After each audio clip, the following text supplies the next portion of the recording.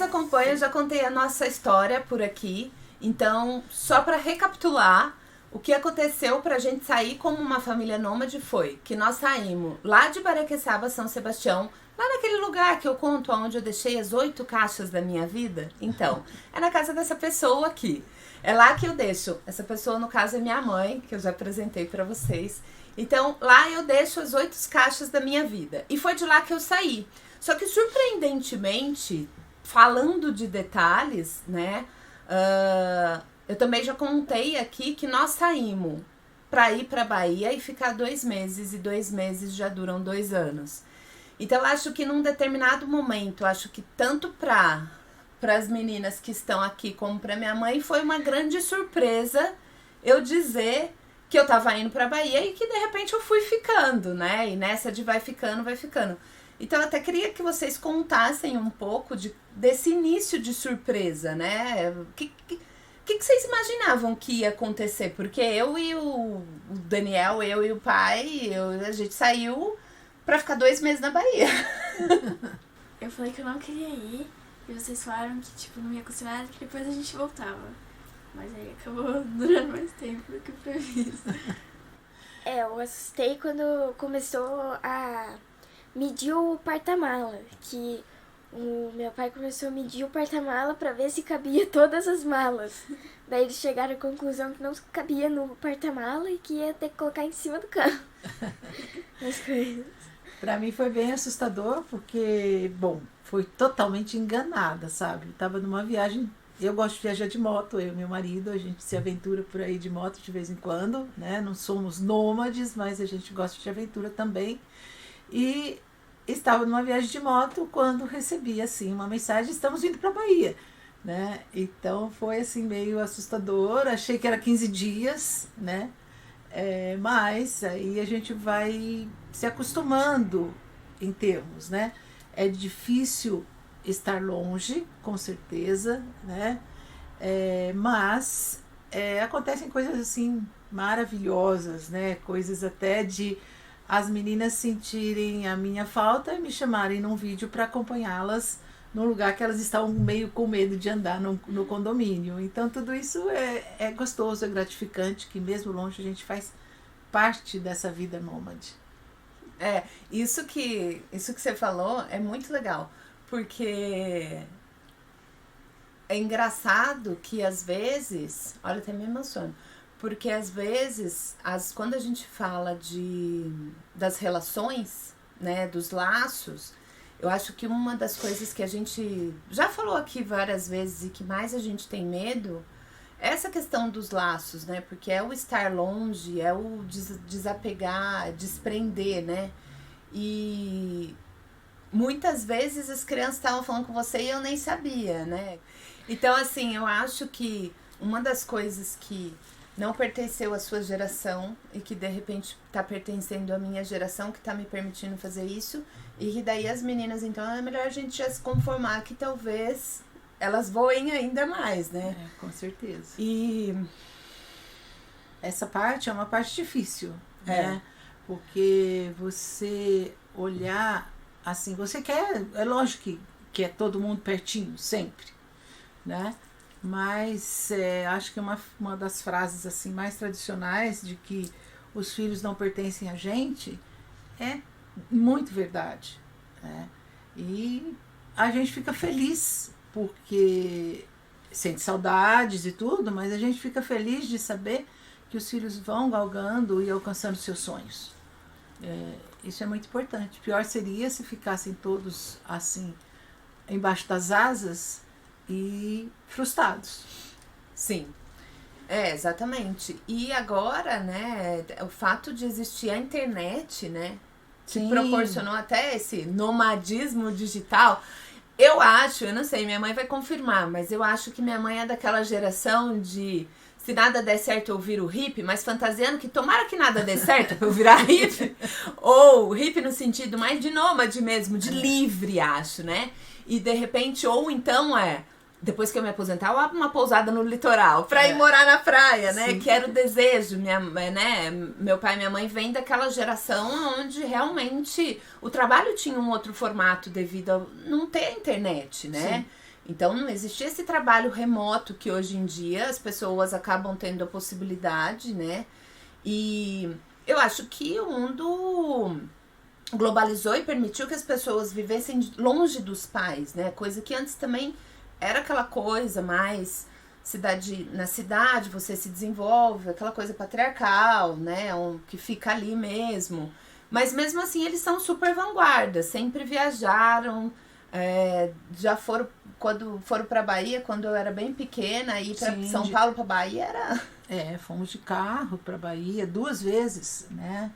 Parando de barraca, né? Nós fomos acampando, né? E na época não existia internet, existia o guia 4 rodas. E a gente ia selecionando praias bem mais desertas e tal, ia conhecendo, parando, acampando, né? Então, eu acho que tudo isso fica no jeito. Fica! Né? Felizmente ou infelizmente fica, né?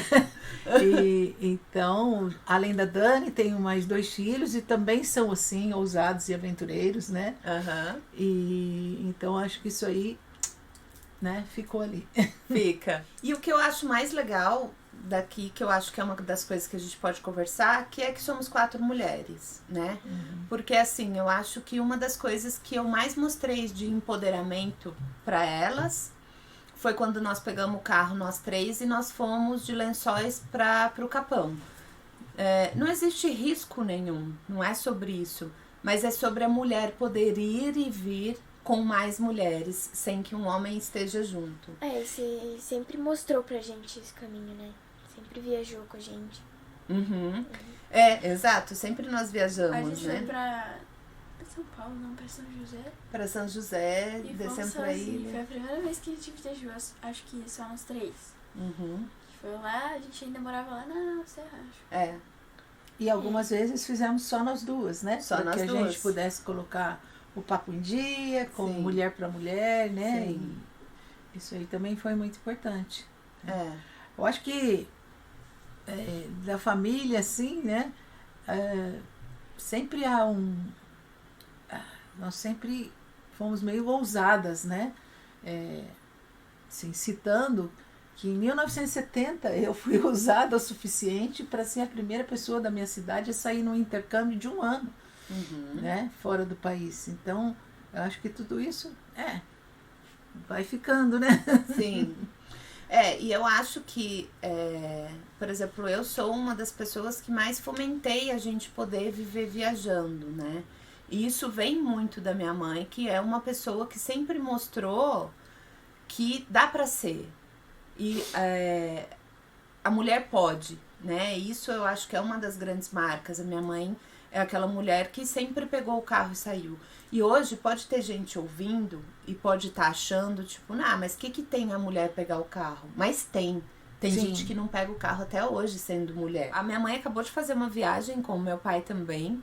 E eles até brincam, que eu falei, eles ficaram 40 anos dando rolê, ela vai contar melhor. Mas daí eu falava assim, e aí? Vai 40 anos, voltar? 40 dias. Cadê? 40 dias. E aí, não vai voltar mais? Vão ficar aí? Que rolê é esse? Daí eles brincavam, aprendi com você e tal. Mas lógico que não aprendeu comigo. Talvez tenha incentivado, mas eles já fizeram muitas vezes isso. Mas essa foi também bem ousada, né? Assim. Também, apesar de ser, assim, né, lugares seguros, né? Mas, bom, mais ousados acho que foram as de moto, né? Porque nós fomos pro deserto de Atacama, né? 2 vezes, e viagens também de 35, 40 dias, né? E essa foi assim, a gente optou de conhecer Portugal e Espanha de carro.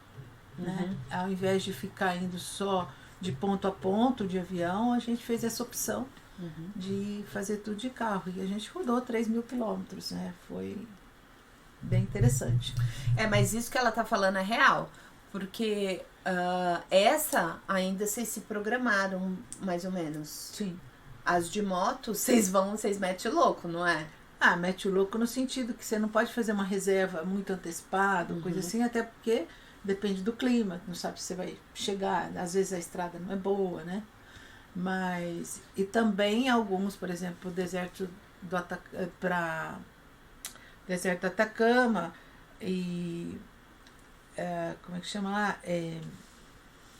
Para o fim do mundo, lá, do Ushuaia, você tem que passar por estradas, como tem um grande trecho de rípio, então isso é aventura.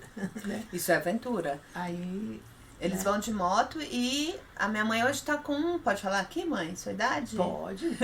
Minha mãe tá com 69. Não, 68. 68, gente! Tá longe de 70. 68.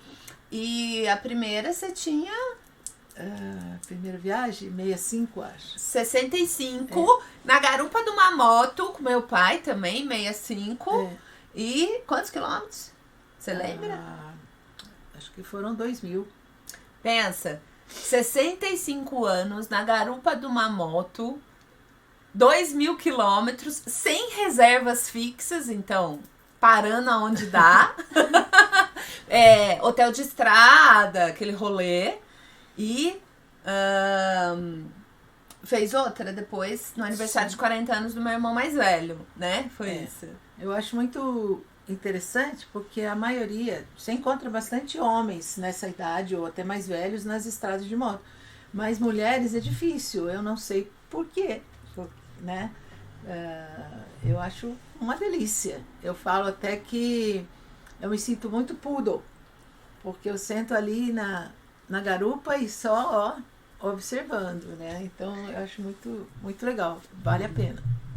Então, você pensa, às vezes, aí alguém fala, quero viver que nem você e tal, né? Dá pra viver assim também.